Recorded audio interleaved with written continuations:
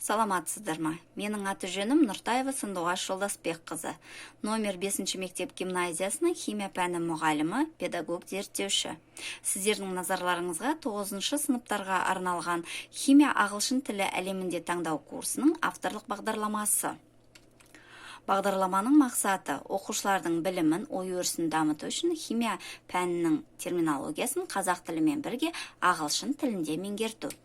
Міндеттері оқушыларға химия пәнінің терминологиясын, химиялық құрал жабдықтарды, химиялық элементтерді, химиялық реакцияларды ағылшын тілінде үйрету, әртүрлі ойын тәсілдерін пайдаланып, олардың пәнге деген қызығушылығын арттыру және ағылшын тілінде сөйлету.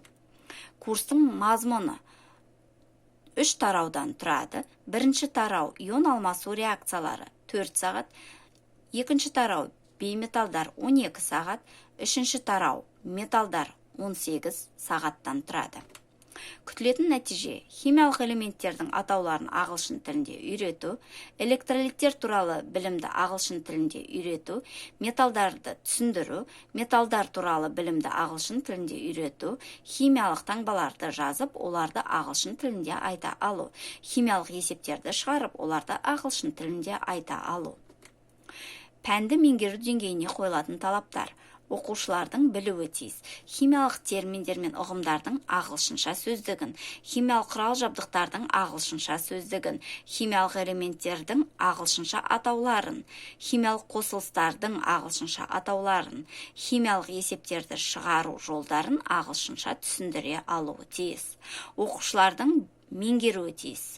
Ағылшын тілін жетік меңгеруі, химиялық термин сөздердің аудармасын жатқа айта алуы, ағылшын тілінде еркін сөйлеуі, дұрыс сұрақ қойып, оған дұрыс жауап беруі. Білімді меңгеру деңгейін бақылау. Әр 90-ның соңында білім-білік дағдысын тексеру мақсатында 25 сұрақтан тұратын 2 нұсқада әр тест тапсырмасы алынады. Әрбір дұрыс жауап келесі шкала бойынша бағаланады. Мұғалімдерге ұсынылатын әдебиеттер тізімі: негізгі әдебиеттер және қосымша әдебиеттер. Бағдарламаның жүргізілу барысы. Таңдау курсына тақырып қойылды. Таңдау курсының 34 сағатқа арналған күнтізбелік жоспары құрылды. Күнтізбелік жоспарға сәйкес күнделікті сабақ жоспары құрастырылды. Әр сабақ тақырыбына байланысты термин сөздер жазылды. Әр сабақ тақырыбына байланысты үлестірме материалдар жасалды. Әр 90 соңында алынатын тест тапсырмалары дайындалды. Әр сабаққа технологиялық карта жасалынды. Экспериментке алынған сыныптар 9 А және 9 Ә сыныптары. Жас ерекшеліктері 15-16 жас аралығы. Күнтізбелік жоспардың мазмұны 34 сағаттан тұрады, 3 тараудан, 2 практикалық жұмыстан және 4 зертханалық жұмысты қамтиды.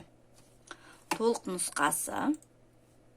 Бағдарлама, яғни мынау бағдарламаның толық нұсқасы сіздердің назарларыңызға ұсынылып отыр, және күнтізбелік жоспар. Яғни әрбір күнтізбелік жоспардың тұсында сағат саны және ол практикалық сабақ, теориялық сабақ немесе тест сабақ екені көрсетіліп отыр.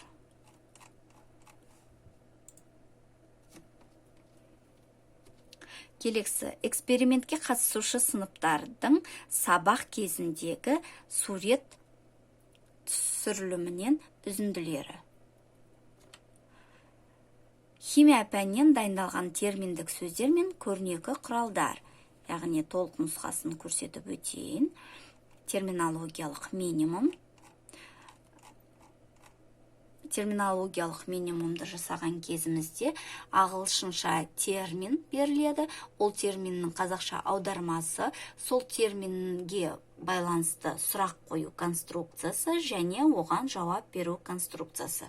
Яғни осылайша әрбір сабаққа, сол сабақта кездесетін жаңа терминдерге байланысты осындай терминологиялық минимум жасалынған.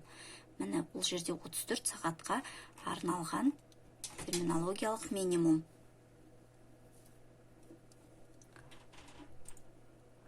Яғни келесі химия пәнінен дайындалған терминдік сөздер және көрнекі құралдар дейді.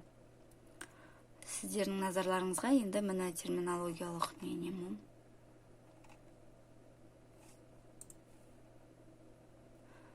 Сабақ жоспары. Яғни міне 34 сағатқа арналған сабақ жоспары беріліп отыр. Және міне дидактикалық материалдар. Әрбір дидактикалық материалдар нумерацияланған, яғни осы нумерация арқылы біз технологиялық картадан дидактикалық материалдардың нешінші реттік номерде тұрғанын көруімізге болады екен. Яғни осылайша терминологиялық минимум, технологиялық карта жасалынған. Тест тапсырмалары, яғни міне тест тапсырмасы 25 сұрақтан тұрады. 2 нұсқада жасалынған.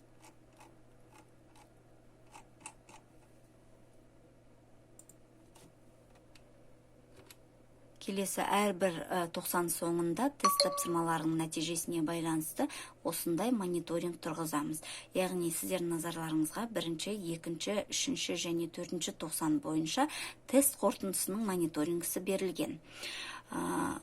Осы салыстырмалар арқылы, яғни 2019-2020 жылы оқу жылында химия ағылшын тілінде оқытылатын сыныптардың білім сапасы 60-70% аралығын құрайды.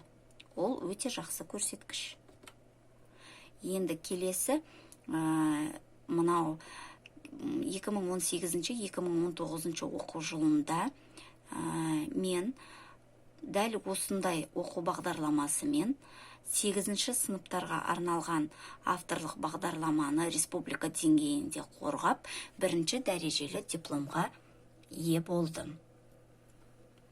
Сонымен қатар, осы жылы заманауи білім әдіснама теория және практика атты халықаралық конференцияға қатысып, онда да 1 дәрежелі дипломмен марапатталдым.